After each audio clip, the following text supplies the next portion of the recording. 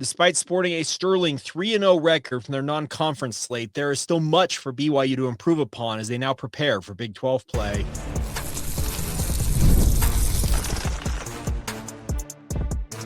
You are Locked On Cougars, your daily podcast on the BYU Cougars, part of the Locked On Podcast Network, your team every day.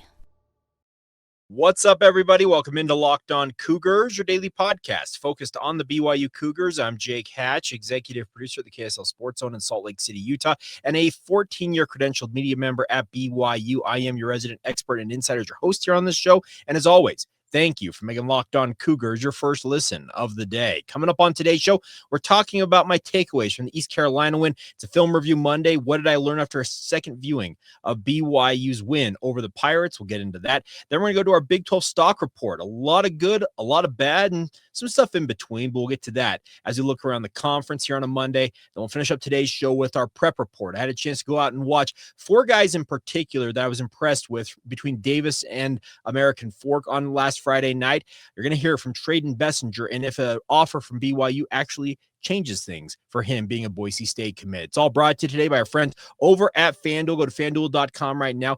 Place your first $5 bet. If it wins, you get $300 in bonus bets right in your account to play with at FanDuel.com or on the FanDuel app. So get started today with our friends at FanDuel. All right. So BYU beats East Carolina 34-13, and I think the biggest thing I took away after a second viewing of the tape is BYU has things to work on. Now, that's, I know, not like revelatory information, but looking at it, the biggest thing that I took away from this game was that I mentioned on the postcast that Bear Bachmeier grew up before our very eyes in the second half of that game. Rewatching it, I stand by my statement on Saturday night in that postcast edition of Locked On Cougars.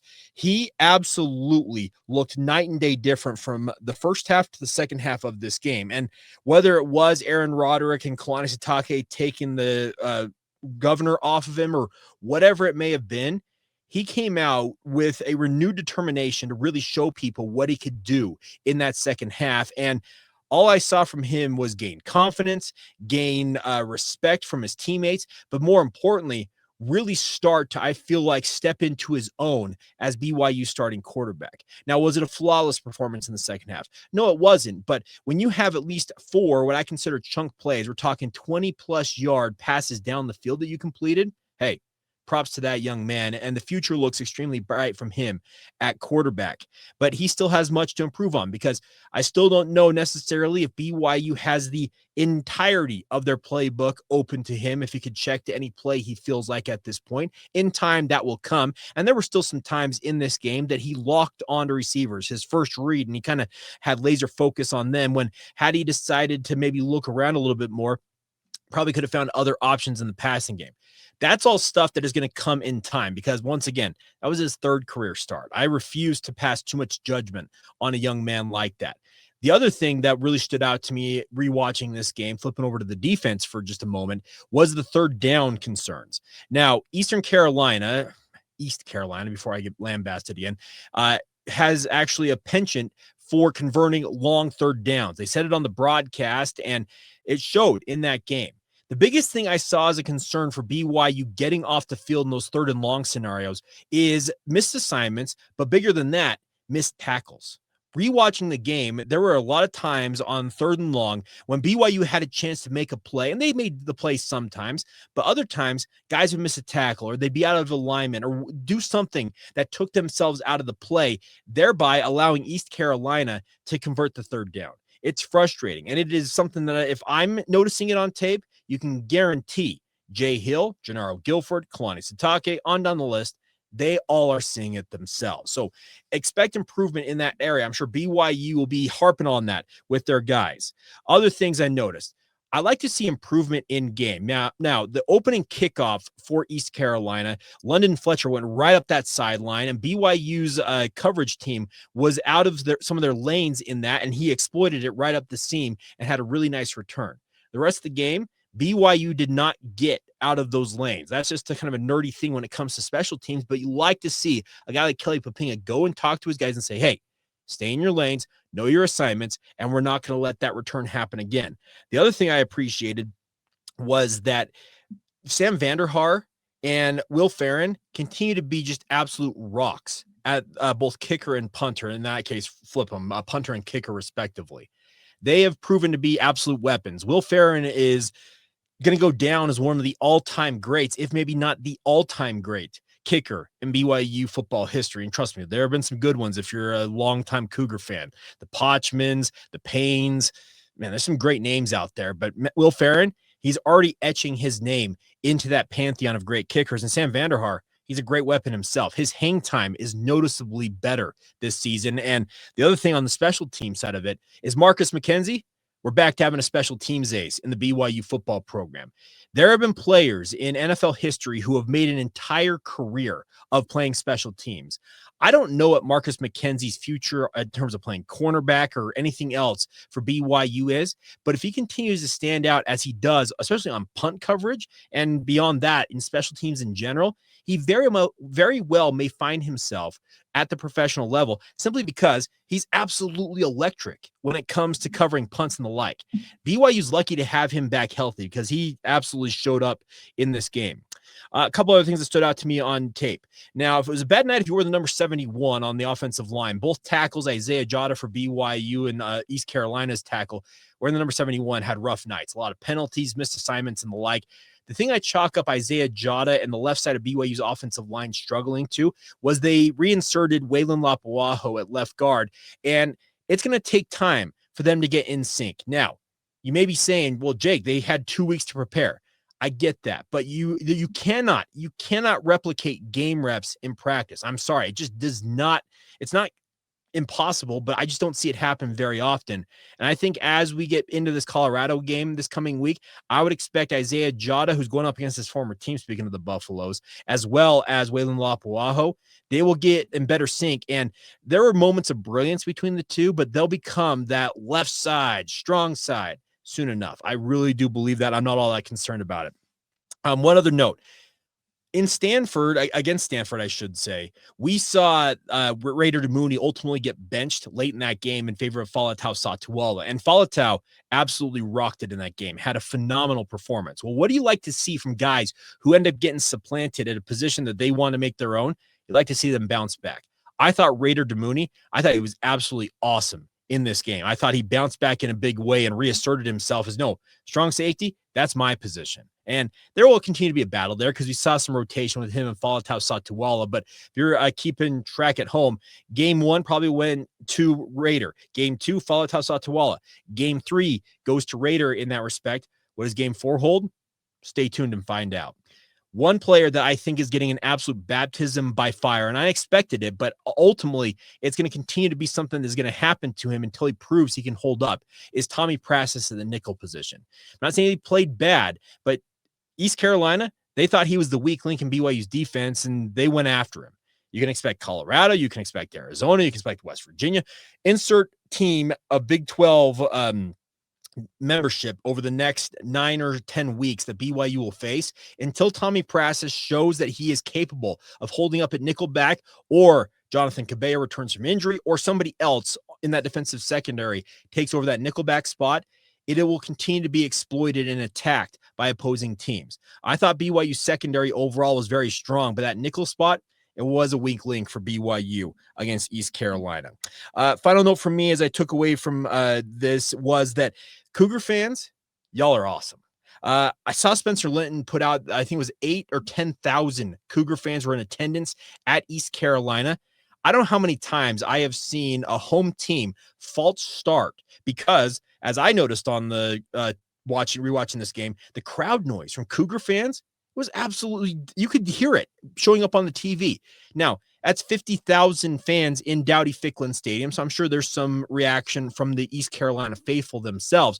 But I'm telling you, midway through that third quarter, you start to see they call it the rowdy dowdy, filter and empty out from the home fans. Cougar fans, y'all took over, and the noise, it was absolutely deafening relative to the number of people in the stands. That shows that Cougar Nation, as Bear Bachmeier said, it's the best fans in the entire country. It was cool to see that. You don't see home teams false start that often in a game, and it's no small part, I think, due to the noise and the environment that Cougar fans brought to Dowdy-Ficklin Stadium on Saturday night. All right, so there you go. Some of my takeaways, but I really do think that there is work to be done for BYU, cleaning up on third downs, seeing Bear Bachmeier take that second half performance and parlay it into a full 60 minutes, better play from the nickelback spot. But that's the game of football. It's a chess match. You're always trying to find and shore up your weaknesses while your opponent at the same time is trying to pick off or create a new weakness for you. That's the game we love. That's why we call it football. That's why we'll watch and see how BYU does as they now prepare for Big 12 play against Colorado on Saturday night. Coming up next, though, Colorado, the other teams in the Big 12, how did they fare over the weekend? Who's up, who's down? It's our Big 12 stock report, and I got some thoughts on a certain team right up the road from BYU, and we'll get into that next right here on Locked On Cougars. Today's show is brought to you by our friends over at FanDuel. The NFL season is here, and they're, speaking of FanDuel, making sure you're ready for every game so you don't miss out on anything, and they have a can't-miss offer for you guys. Right now, new customers bet just $5, and if your bet wins, you get $300 in bonus bets to use across the app. It's as simple as that.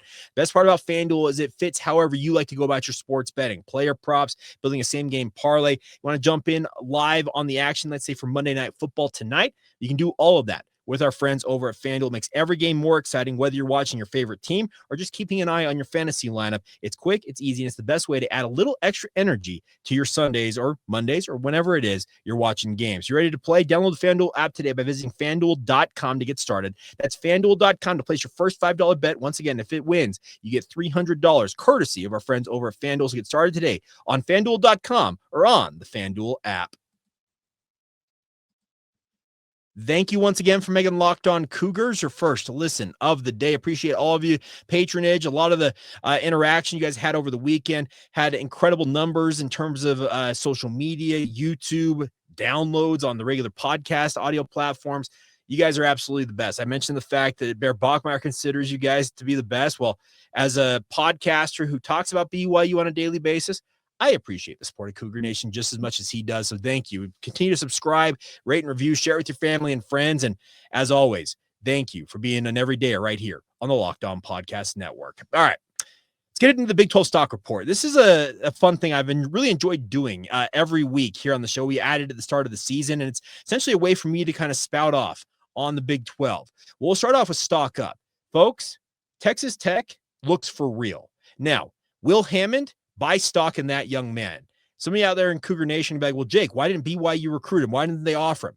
I am not privy to all of the details, but I do know this. When BYU and other programs like Utah, et cetera, were slow to offer him, Texas Tech kind of stepped into the void and loved him up. Speaking of Will Hammond, he's a kid from the Austin area, LDS kid, attended multiple camps at BYU over the years.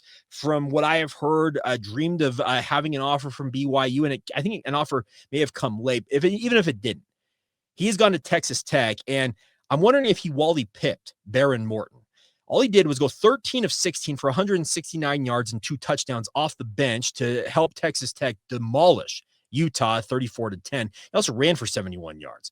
What a debut. What an electric debut. I think his PFF grade was like 96.4, which is like unheard of. So really impressive stuff from Will Hammond. So buy stock in Texas Tech, but beyond that, buy some stock on Will Hammond right now, too, because the Red Raiders, they look like the class of the Big 12, and Will Hammond very well may be the guy for Texas Tech moving forward, because I was really impressed with what he put on display. Now, conversely, Utah got some question marks because, our certain friend of ours, JT Wistersill, said that he thought that Devin Dampier was a top 10 Heisman Trophy candidate. There were some other ones out there that I saw a tweet last week. I don't remember who it was from that said, come Saturday, we will see Devin Dampier leap from being a top 10 Heisman Trophy candidate to a top 3 candidate. Book it or something like that. He wasn't even the third best quarterback in that game, it felt like. Utah, that offense has got questions to answer because there are Utah fans who are irate that Utah had a pretty decent defense, it felt like, against Texas Tech, but saw it slip through their fingers, and the offense couldn't really do much about it. So the Utes, they go to West Virginia this week. We'll see how they do, and I expect that they'll take out their wrath on the Mountaineers because West Virginia is just not up to snuff right now, I think, to compete with the likes of Utah in this conference. But it is cross-country travel, and BYU can tell you how difficult it can be to go 2 time zones. I'm interested to see how Utah does, but stock is absolutely down on Utah right now. It's crazy to say. I still baffles me BYU has won a Big 12 game in Rice-Eccles Stadium, and Utah hasn't now in their second year as a member of the Big 12 Conference. They're 0-5 at RES in Big 12 play. They're 2-8 overall. Talk about running this conference, huh? All right. Enough of me piling on there. Other things I took away. TCU really liked what they did against SMU. When it felt like things might be tipping a little bit in favor of the Ponies, speaking of the SMU Mustangs, TCU stole it right back, and they will hold on to the cast iron skillet for the foreseeable future. Josh Hoover, if Will Hammond has like the buy low and with high potential stock, well, Josh Hoover is once again just kind of reasserting himself. He had 5 touchdowns, 379 yards. TCU looks really, really good right now. BYU will see them in November, and at that point, we'll see where things stand. But I'm very curious to see what happens with TCU moving forward because they got a huge game against Arizona State, who, by the way, ASU got a walk-off field goal to beat Baylor down in Waco. Impressive win for Arizona State. They may not be the world beaters that they thought they were or they were last year and going to the college football playoff, but ASU is showing enough for me right now. Sawyer Robertson continues to do some pretty positive things for Baylor, but his defense is just, it's failing him in so many regards. Other things in terms of the stock report. Kansas absolutely wiped the floor with West Virginia, and I'm happy that Jalen Daniels did not get absolutely wiped out from a helmet-to-helmet shot he took in that game. He ended up just 50% passing, 138 yards and 3 touchdowns, but Kansas, they're 3-1, and I'm not necessarily ready to proclaim that Kansas is going to be a Big 12 contender this season, but they've got every right to be on that short list of the upper echelon of teams in the Big 12 right now because they pounded West Virginia, and that's a positive win for the Jayhawks. I'm interested to see where things go from here. One team I refuse to buy stock in because even though UCF smashed North Carolina 34-9, North Carolina is awful. Sorry, Bill Belichick ain't it, Tar Heels. No, this is not the ACC stock report, but UCF, I think that they showed that they've got some fight to them. So I appreciate what they did. Speaking of the Knights, but I'm still you got to prove something else to me. I know UCF's 3-0, but you want to talk about teams that haven't beat anybody. I know that North Carolina is an ACC team, but I am so out of the Bill Belichick thing. It's not even funny. And then the final note I got for you guys, actually 2 other final notes. Stock way down in Stillwater. When Tulsa goes to Stillwater, which Tulsa's in Oklahoma, and beats Oklahoma State on their home turf, it's not looking good for Mike Gundy, everybody. I think we may be seeing a changing of the guard in Stillwater and Salt Lake City with 2 of the longest serving coaches in the Big 12 and in college football in general. I'm talking about Kyle Whittingham because I still think Kyle is near the end. And I think Kyle may be done after this season. And I think Mike Gundy, does he make it to the end of the season? That's the question we've got to ponder for ourselves. I know he's got a $15 million buyout, but how long are the Oklahoma State regents willing to kind of sit back and say, oh, maybe he'll figure it out? No, it slipped, and it slipped hard for him. But that's something to keep an eye on. And then the final note I got for you guys is Colorado. Is Caden Salter what we saw to start the game against Wyoming, or is he what we saw to finish the game? BYU faces Colorado this coming Saturday night. I'm looking forward to being there in Boulder and watching this game in person. But Salter had great stats, 18 of 28, 304 yards and 3 touchdowns. But I'm not sure what the real Caden Salter, and in fact, what the real Colorado QB situation is going to be and what the answer is. BYU will, I think, be more of a litmus test than Wyoming is, and it's nothing against the Cowboys. But I do think that there are question marks around Colorado, so I'm kind of neutral on them, but we'll get into that. I'm going to start studying up some more on Colorado coming up, obviously today and throughout the rest of the week. We'll have Kevin Borba from Locked On Buffs on the show. We'll do a crossover edition to talk about Colorado and BYU, but I do have question marks. If Caden Salter's stats are to be believed, they have an answer at the quarterback position, but why was he benched in the first place if that's the case? That's the thing I have to say about Colorado and where things stand for the Buffaloes. All right, so there you go. Stock up, stock down. Is there anybody else that I missed out on? Because if I did, I love the feedback. You guys can drop it in the YouTube comments below. You can reach out via social media, send us a note. Let us know who we may have missed out on. But individual players, teams, who you thought stood out or absolutely off the rails? Well, I appreciate all the feedback you guys give. It absolutely makes my job that much better, making me kind of mindful of guys that may have fallen off my radar because I'm just one person. So I try to keep apprised of it all, but any and all feedback you guys provide is always appreciated. All right, coming up next, stock report in terms of high school prospects. I saw 4 guys that I want to talk about in a matchup of the American Fork Cavemen and the Davis Stars. Now, none of them are BYU commits at the time. All of them are on BYU's radar. How did they look? What did I take away? We'll get into those next as we do our prospect report coming up on Locked On Cougars.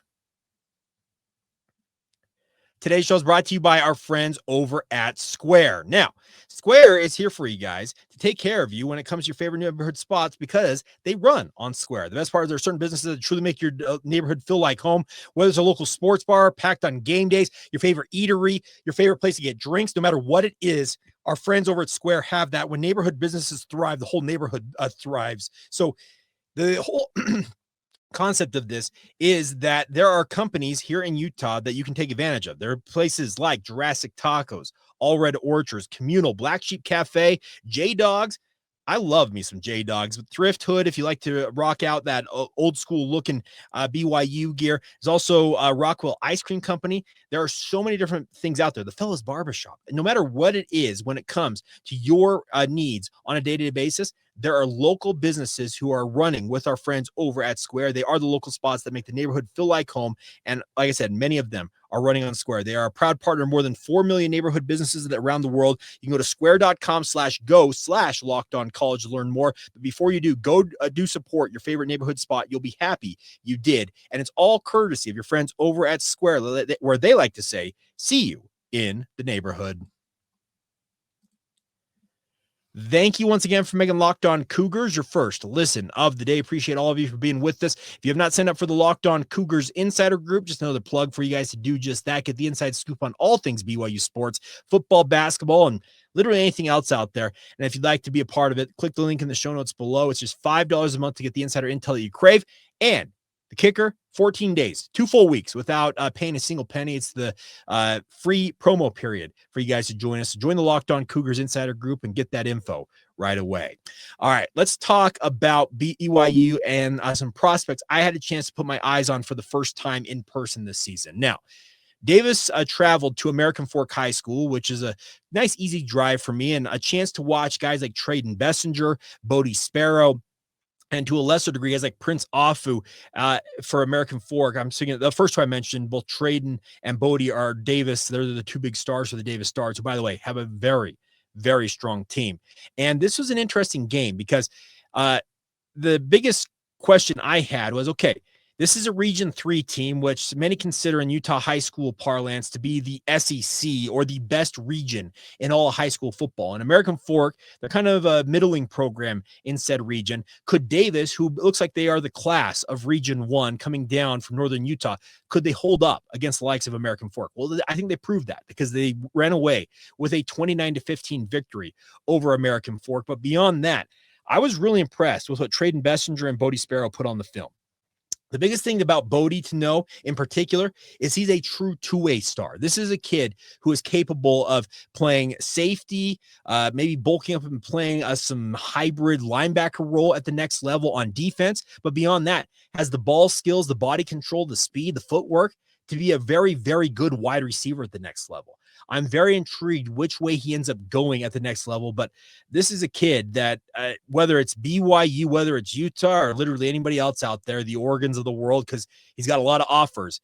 I'd always remember the 2027 class, but all he has done since he was a freshman 2 years ago when he kind of burst onto the scene is be a standout two-way player for Davis, and it doesn't look like he's slowing down anytime soon. I was really impressed with him. Now, after the game, Tradon Bessinger, who is a big, strong-armed quarterback, he's 6'4", 6'5", got the ability to make every throw on the field. He took some time to talk with me one-on-one. Now, he recently visited BYU for their first 2 home games of the season at Portland, but against Portland State and also against Stanford. He was in the stands and he watched Aaron Roderick's offense play. Shortly after the Portland State game, he got an offer from BYU. Well, it was my first chance to talk to him, and I wanted to ask him, okay, are you locked in with Boise State? What's BYU's offer do for you? Well, I think you'll see in this video, and if you're listening to it in the audio format, the body language, I think, will tell you a lot. But here is the one-on-one chat I had with Tradon Bessinger about that, also about the win over American Fork, and a whole lot more right here on Locked On Cougars. Tradon, first off, just give me a reaction to the win. I mean, I'm excited. It's a big game for us. You know, as a team from the north, you want to call it. It's the north versus the south. So a team from the north hasn't done this in a long time, so it means a lot. Did you guys come down here trying to make a point? Like, hey, we can compete with Region 3? Yeah. We came in here knowing, like, no one's done this before, or at least in a long, long time, and we got the team to do it this year. What gives you that confidence that you guys can do something like that? Oh, it's been all year long. It's been growing up together. Like, my receivers, I've known them for my whole entire life. The O-line, I've known them for my whole entire life. We're all best friends on this team. It's something different that's been from the past years. It's been like everybody just genuinely loves each other, and it's great. It's great. You saw you hook up with Bodie a couple of times in this game. What's the relationship with him in particular like? If you know about me and Bodie, we're best friends on, off the field all the time. We're hanging out. We're sleeping over. Yeah. Me and him are we're like this. Obviously, you're going through the recruiting process right now, committed to Boise State. Like, what's it been like with all that? I mean, it's overwhelming, right? Dream come true, but you just got to take it one day at a time. Just keep the main thing the main thing. Sure. Now, you're an in-state kid. BYU just offered you recently. Does that change anything for you? What's the stuff I'm committed to Boise State. So you're locked in there? Yeah, I love Boise State. I love the coaches, love the community. What about Boise State sold you on them? Like, what was it? It's for sure the coaching. Coach D, that guy, don't get me started. I can go off for hours and days on him. Zach Hill, the quarterback coach there, he's coached the NFL, coached Arizona State. He's a very good, well-trusted coach. And then Coach Potter, that guy is just a stud. Played at Boise State. He's known for the blue, and I just love those guys. The community is great. The opportunity that's there is amazing. Yeah. And Boise football is their NFL team, and I love that. They are the big dog up there. When you talked to BYU, who was the coach that was recruiting you mainly, though? It was Aaron Roderick. Okay, and what was the relationship with him before that and afterwards? I mean, we've been talking for a long, long time, since sophomore, freshman year even. And so just going to his camps and stuff, like, I really like that guy. He's cool and stuff, so yeah. What have you worked on most in your game? This year specifically, it's been just being able to, like, junior year was like kind of like, okay, like, yeah, like, he can actually play, but like, let's go make a statement now. Yeah. And that's what I was thinking, like, all of off season. I was like, man, like, now that I think about it, like, let's go do this. Like, I want to win. And so my main focus has just been getting the body better, getting the mind a lot smarter, just outsmart every other defense that you're going to play. Do you want to prove that you are more of a dual threat than just a pocket passer? Yeah, I feel like a lot of people don't think that I'm quite the dual threat, but I mean, if you watch the Fremont game, I had to run in that one, so I did. But in games like these, like, I don't really need to run. I'm really good at keeping my eyes downfield, and that's one thing that I pride myself on, and so I don't run much. I think you may have referred to it earlier, but what are your goals the rest of the way this year? Personal goals or team goals? Either way. Team goals, I want to win a state championship. That's been it. So we won a state championship in basketball, and I know that feeling, and I know how much more I love football than basketball, and I couldn't imagine that.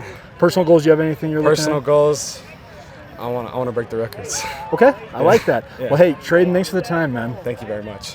I'm no expert when it comes to body language, but he was pretty assertive in saying that he's locked in with Boise State, speaking of Tradon Bessinger. Now, could BYU go on a run here and he ends up falling in love with the Cougars and decides he wants to flip his commitment, a la Zach Wilson not that long ago?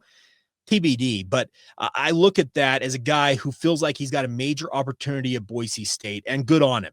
The only question I've got, and he answered right at the end, it's like, I am so sick of being told I'm a pocket passer. I can move a little bit. Does he have the true elite dual threat speed? I'm not 100% convinced of that, because the offense he plays in at Davis doesn't really ask him to do a lot of dual threat stuff. He can scramble when needed. But my thought process is, if you want a comparison of a dual threat versus more of a pocket passer and how they look in BYU's offense, I would put Tradon Bessinger more in the Keaton Slovis category of quarterback, whereas other quarterbacks, for example, are the Jaron Halls, or in what we got with Bear Bachmeier right now. Yeah, Jaron Hall, a true dual threat, capable of running and throwing, has got the wiggle, the arm, everything you want to be a threat in the run game as well as the pass game. Keaton, when he's at BYU, he could run it a little bit, but I think he was more comfortable making plays from the pocket, and I think that's where things stand for Tradon right now. But he's got a major opportunity on his hands going to Boise State, if he ultimately ends up there, to kind of rewrite what he is as a quarterback, and we'll see how it plays out the rest of this season. There are 4 weeks to go in the regular season here in Utah high school football, and what I saw from Davis is they are going to be a threat. Now, the matchups and everything in the playoffs will have to work out in their favor because some really good teams out of Region 3. I'm talking about the Corner Canyons and the Lone Peaks because they went head-to-head, and Lone Peak doubled up Corner Canyon. But Davis, they got as good a shot as anybody, not named those two, speaking of Corner Canyon or Lone Peak, at this juncture. So there you go. That's what we got for you guys on this Monday edition of the show. As always, thank you for your support of the podcast. Thank you for making it a part of your day, no matter when you watch and or listen to it. But as we often say, thank you for being everydayers here on the podcast. More importantly than that, thank you to all of you who make it your very first listen of the day right here on the Locked On Cougars podcast.